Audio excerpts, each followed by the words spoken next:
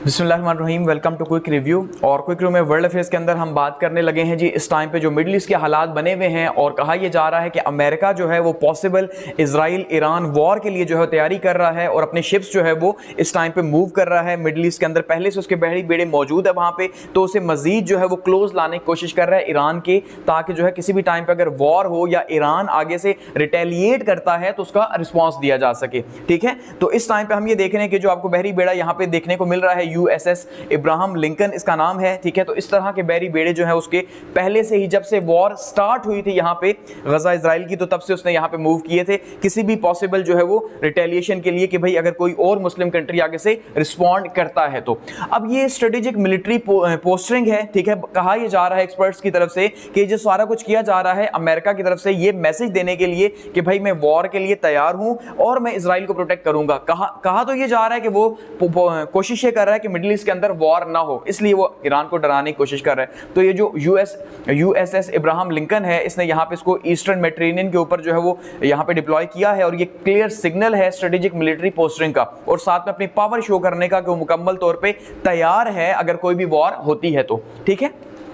अब आपको पता है जो हालात बने हुए हैं इस टाइम पे, अगर उन हालात को हम देखते हैं तो इस टाइम पे जो इस्माइल हानिया है जो आपको सामने दिखाई दे रहे हैं, तो इस्माइल हानिया की जो डेथ है या जो उनकी शहादत है, उनकी शहादत के बाद बहुत ज़्यादा जो है वो ब्लेम किया गया ईरान को, और ईरान के ऊपर बहुत ज़्यादा प्रेशर आया, पूरे मुस्लिम उम्मा की तरफ से प्रेशर आया और अपनी पब्लिक की तरफ से बहुत ज़्यादा प्रेशर आया कि भाई उन्हीं के मुल्क के अंदर वो हिफाजत नहीं कर सके हमास के लीडर की, इस्माइल हानिया की, और उनकी जो है वो शहादत हो गई है। ठीक है, तो ऐसे में अब ईरान के अंदर भी आपको पता है कि उनकी प्रेसिडेंट साहब जो है वो चेंज हुए हैं, इलेक्शंस के तौर पे नए आए हैं, तो ऐसे में नई गवर्नमेंट के ऊपर भी बहुत ज्यादा प्रेशर है कि वो किस तरह से जो है वो आगे से रिस्पॉन्ड करेंगे इजराइल ने ये जो कुछ भी किया। ठीक है, तो इजराइल को जाहिर बात है रिस्पॉन्ड तो करना है क्योंकि ये उनकी इज्जत का और गैरत का मामला है। तो ऐसे में अब अमेरिका को भी इस बात का पता है, ठीक है, कि ईरान जो है वो रिटेलिएट करेगा। तो ये जो रिटेलिएशन है, इस रिटेलिएशन के तौर पे ईरान ये कह रहा है कि भाई मैं तैयारी कर रहा हूं अटैक की। सो तैयारी का मतलब ये है कि वो बड़े पैमाने का अटैक शायद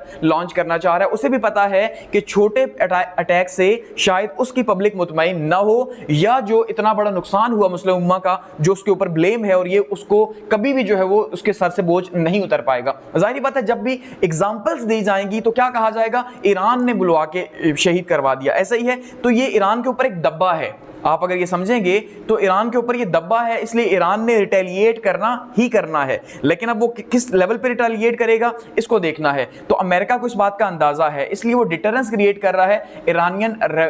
रिटेलिएशन के खिलाफ कि भाई अगर ईरान जो है वो अटैक करता है इजराइल के ऊपर तो यहाँ पे इजराइल को प्रोटेक्ट करने के लिए अमेरिका मौजूद होगा। तो ऐसे में अमेरिका क्या करेगा जी, अमेरिका ईरान के ऊपर आगे से अटैक करेगा। ठीक है, और जो इजराइल है, इजराइल को यहाँ पे फुल टाइम जो है प्रोटेक्शन मिलेगी, किसकी मिलेगी, अमेरिका की। तो इससे पहले भी अमेरिका की प्रोटेक्शन मिल रही थी और अब भी अमेरिका की मिलेगी। तो अमेरिका जो है वो इस टाइम पे फुल टाइम तैयार है रिटेलिएशन के लिए कि भाई कोई भी हालात बनते हैं, क्योंकि ईरान ने प्रेशर जो है वो अपना जो है निकालना है। जाहिर बात है उसके लिए हालात मुश्किल हुए हुए हैं। अब अगर हम देखते हैं मिडिल ईस्ट के अंदर क्या मूवमेंट्स चल रही हैं, तो इस टाइम पे ये जो सारी की सारी समंदर के अंदर मूवमेंट्स चल रही हैं, तो ये बताया जा रहा है अमेरिका की तरफ से वो सपोर्ट कर रहा है इजराइल को, और जो यूएस और इजराइल के जो रिलेशंस हैं, ठीक है जी, वो रिलेशंस बहुत स्ट्रांग हैं। और चाहे वो कोई भी गवर्नमेंट हो, चाहे ट्रंप की गवर्नमेंट हो, चाहे बाइडेन की गवर्नमेंट हो, ठीक है, बाइडेन तो वैसे भी अब जाने लगे हैं तो सारा इल्जाम उन्हीं के ऊपर चला जाएगा कि भाई देखो वो तो अब इलेक्शन रेस के अंदर भी नहीं है ना, तो कहा जाएगा जो बाइडेन जो है उनकी पॉलिसी के अकॉर्डिंगली हमने जो है वो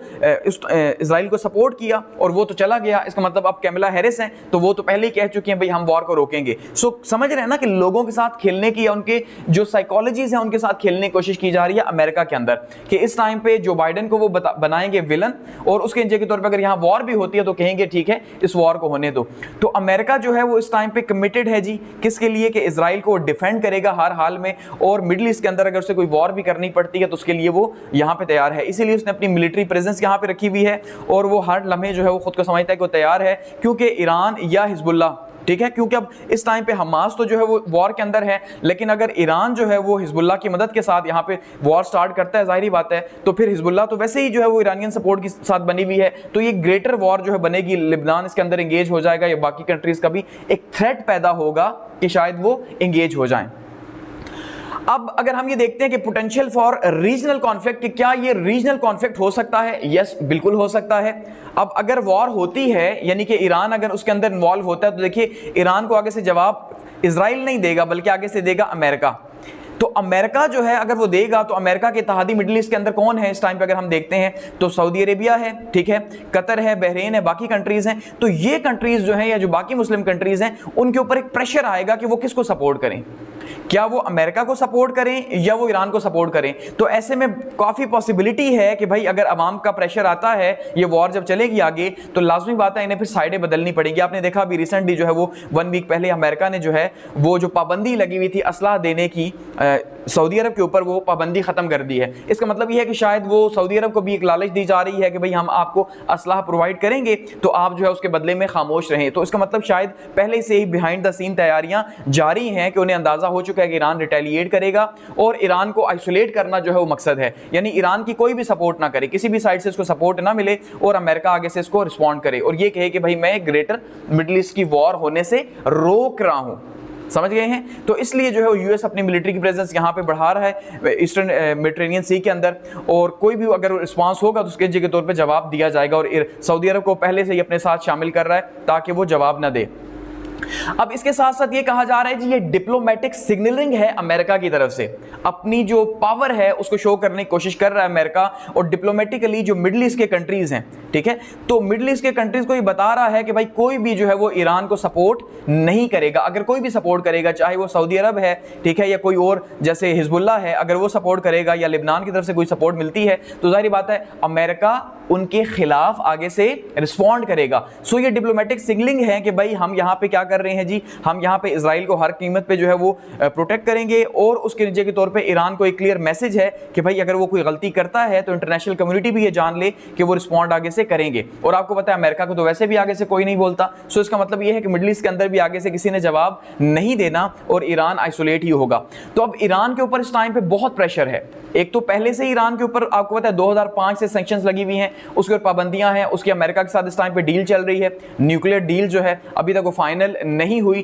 कहा जा रहा है कि मे भी वो जो है आने वाले टाइम के अंदर फाइनल हो जाए, लेकिन अब जो हालात बने हैं तो फिलहाल ये फाइनल नहीं होने जा रही, ठीक है। तो ऐसे में ईरान के ऊपर पहले से पाबंदियां हैं, उसके ऊपर जो है पब्लिक का प्रेशर है कि पब्लिक के प्रेशर की वजह से ही वो रिटेलिएट करेगा ही करेगा। उसको सूट नहीं करता कि वो रिटेलिएट करे क्योंकि जो उसके हालात हैं, लेकिन पब्लिक के प्रेशर की वजह से उन्हें रिटेलिएट करना पड़ेगा। तो जब रिटेलिएट करेंगे तो मुश्किल हो जाएगी। अब यूएस ईरान के जो ताल्लुकात हैं अगर हम उनको देखते हैं तो वो वैसे ही खराब हैं, लेकिन अब एक होप पैदा हो रही थी, अगर हम ये देखते हैं तो एक होप पैदा हो रही थी कि शायद जो है वो यूएस की जो है न्यूक्लियर डील साइन हो जाए ईरान के साथ। तो अगर न्यूक्लियर डील साइन हो जाती है तो उसके नतीजे के तौर पे ईरान से पाबंदियां हटाई जा सकती हैं या उन्हें कम किया जा सकता है, ठीक है। तो ऐसे में जो है वो ईरान के लिए एक पॉसिबल वे आउट था कि भाई वो अपने आप को दोबारा से इंटरनेशनल जो है वो पॉलिटिक्स के अंदर लेके आए, इंटरनेशनल इकोनॉमी के अंदर लेके आए। लेकिन अब जो हालात बने हुए हैं उसके नतीजे के तौर पर बहुत मुश्किल है। हालांकि अमेरिका ने यह कहा था कि भाई जो इस्माइल हानिया हैं उनकी शहादत में हम इन्वॉल्व नहीं है। तो सवाल यह है कि फिर अमेरिका अब क्यों जो है अगर इन्वॉल्व नहीं है लेकिन प्रोटेक्ट करने के लिए सबसे पहले पहुंचा हुआ है,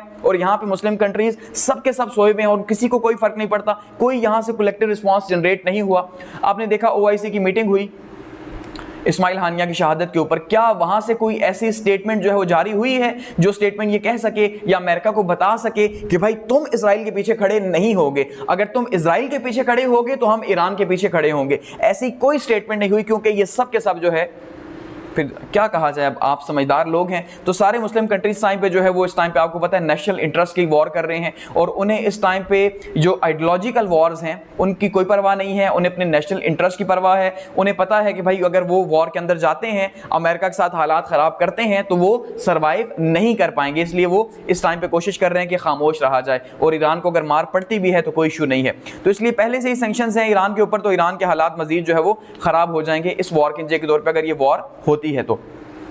रिस्क ऑफ मिस कैलकुलेशन भी यहां पैदा हो सकता है जी। एक्सपर्ट्स ये कह रहे हैं कि देखें, अब हम इससे पहले 20वीं सेंचुरी की पॉलिटिक्स भी देख चुके हैं, जैसे कोल्ड वॉर की पॉलिटिक्स थी और एक मिसअंडरस्टैंडिंग थी जिसके नतीजे के तौर पे हमने देखा कि मुख्तलिफ वॉर्स भी मुख्तलिफ जगहों पे हुई हैं। तो अब ऐसे में यहां पे भी मिस कैलकुलेशन हो सकती है, क्योंकि अमेरिका मुकम्मल तौर पर वॉर के लिए तैयार है, दूसरी साइड से ईरान तैयार है। अगर बीच में कोई और थर्ड पावर जो है वो अपना फायदा हासिल करने के लिए इनकी वॉर करवा देती है या ऐसे हालात बिल्ड कर देती है जिसमें एक वॉर स्टार्ट हो जाती जाती है मिडिल ईस्ट के अंदर अमेरिका और ईरान की, ठीक है, तो उसके नतीजे के तौर पे क्या होगा? उसके नतीजे के तौर पे मिडिल ईस्ट में दोबारा से जो है वो हालात खराब हो जाएंगे। और पहले से ही आपको पता है 2004 के अंदर भी अमेरिका ने इराक को तबाह किया और इसी वजह से आज ये हालात वहां पे बने हुए हैं। तो इस टाइम पे फुल टाइम सपोर्ट हासिल है, तो मिसअंडरस्टैंडिंग के चांसेस भी बढ़ रहे हैं। और इसका इंपैक्ट जो है वो क्या होगा जी, अगर ये वॉर होती है तो ऑयल मार्केट्स जो है वो बूम करेंगी और नतीजे के तौर पर प्राइसेस जो है वो इंतहाई ऊपर चली जाएंगी। रेड सी पहले से ही आपको पता है स्ट्रेट ऑफ हुर्मुज़ जो है वो इस टाइम पे हौसियों के कंट्रोल के अंदर है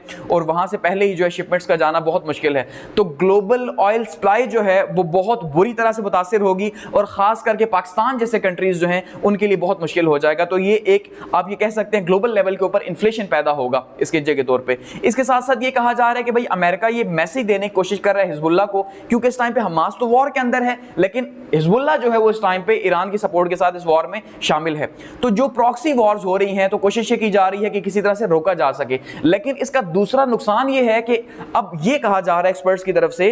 कि नुकसान सबसे बड़ा ये है कि इजराइल मजीद शेर होगा, यानी इजराइल को मजीद जो है वो स्पेस दी जा रही है कि भाई इसका मतलब ये है कि इजराइल कुछ भी कर दे, क्योंकि इजराइल ने गलती की है भाई, उसने इस्माइल हानिया को अगर शहीद किया तो उसके ऊपर ये एक रिस्पॉन्सिबिलिटी, एक बर्डन है, उसको कोई नहीं पूछ रहा, लेकिन उसके रिस्पॉन्स के ऊपर सारे खड़े हैं कि भाई हम इसको रिस्पांस नहीं देने देंगे। तो सवाल यही है, अब क्वेश्चन ये पैदा हो रहा है कि भाई अब अमेरिका ये कह रहा है कि हिजबुल्लाह भी शामिल ना हो, कोई और मुल्क भी शामिल ना हो, तो इसका मतलब इजराइल को एक फ्री हैंड दिया जा रहा है ना। तो इससे इजराइल आने वाले टाइम के अंदर, अभी जैसे कहा जा रहा है आप सीज फायर करें, तो इजराइल ने सीज फायर नहीं करना, इसीलिए तो उसने शहीद किया। इसका मतलब यह है कि उसने मजीद कत्लो गारत करनी है, मजीद स्कूलों के ऊपर बमबारी करनी है, मजीद शहादतें करनी है और मुस्लिम कंट्रीज अपने नेशनल इंटरेस्ट में बैठ के देखते रहेंगे। तो बेसिकली हम ये कह सकते हैं कि भाई अमेरिका ही जो है रिस्पॉन्सिबल है सारी वॉर का और वो देख रहे हैं कि क्या हो रहा है। तो इसलिए डोमेस्टिक और इंटरनेशनल क्रिटिसिज्म जो है उस टाइम पे अमेरिका के ऊपर हो रहा है। लेकिन आपको पता है अमेरिका को इससे पहले कोई बोला है या इसके बाद जो है वो अमेरिका को बोलेगा, तो इसलिए अमेरिका को कोई भी नहीं बोलेगा और ईरान को ही जो है वो तनहा करने की कोशिश की जाएगी। और अमेरिका इस टाइम पे जो है वो कंधे से कंधा मिला के इजराइल के साथ खड़ा हुआ है और कह रहे हैं भाई कोई भी इसकी तरफ देखेगा तो हम उसे नहीं छोड़ेंगे। तो इंटरनेशनली क्रिटिसाइज किया जा रहा है कि भाई ये जो आपकी शो ऑफ पावर है इसके नतीजे के तौर पर बजाय इसके कि डी एस्केलेशन हो, यहाँ पे वॉर खत्म हो, ये जो हालात बने हुए हैं तो ये मजीद एस्केलेशन को बढ़ाएंगे, मजीद टेंशन को बढ़ाएंगे। दूसरी साइड से अब ईरान भी अगर अटैक करेगा तो सवाल यह है कि ईरान तो पता है कि अमेरिका वहां पे खड़ा है, तो क्या अब वो अमेरिका का दिमाग में रख के उसके अकॉर्डिंगली एक कैलकुलेटेड और स्ट्रेटेजिक अटैक नहीं करेगा? सो इसका मतलब यह है कि उसका अटैक ज्यादा खतरनाक हो सकता है। और इसके नतीजे के तौर पे जो है अगर कोई भी मिसकैलकुलेशन होती है, ईरान ने जैसे पहले रॉकेट फायर किए थे, तो इस तरह की अगर कोई मिसकैलकुलेशन होती है और नतीजे के तौर पे जो है वो आगे से अमेरिका अटैक कर देता है, तो फिर मिडिल ईस्ट के अंदर एक नई ग्रेटर वॉर स्टार्ट हो जाएगी, समझ गए? और उसका सारे का सारा जो इंपैक्ट है वो रीजन के ऊपर आएगा, पाकिस्तान के ऊपर भी आएगा, जाहिर बात है। अल्टीमेटली पाकिस्तान जो है वो इस टाइम पे चल ही मिडिल ईस्ट की कंट्रीज की कहीं ना कहीं जो हेल्प आ रही है उनकी वजह से, ये उनके साथ जो ट्रेड हो रही है हमारी, जो हमारा ऑयल वगैरह आ रहा है, तो जब उनकी प्राइसेस बढ़ेंगी तो पाकिस्तान तो पहले ही एनर्जी क्राइसिस में है, इतना सब कुछ है, तो फिर आप सोचें कि पाकिस्तान का क्या होगा। तो ये बहुत मुश्किल हो जाएगी यहाँ पे रीजन के लिए। तो ये हालात इस टाइम पे चल रहे हैं जी मिडिल ईस्ट के।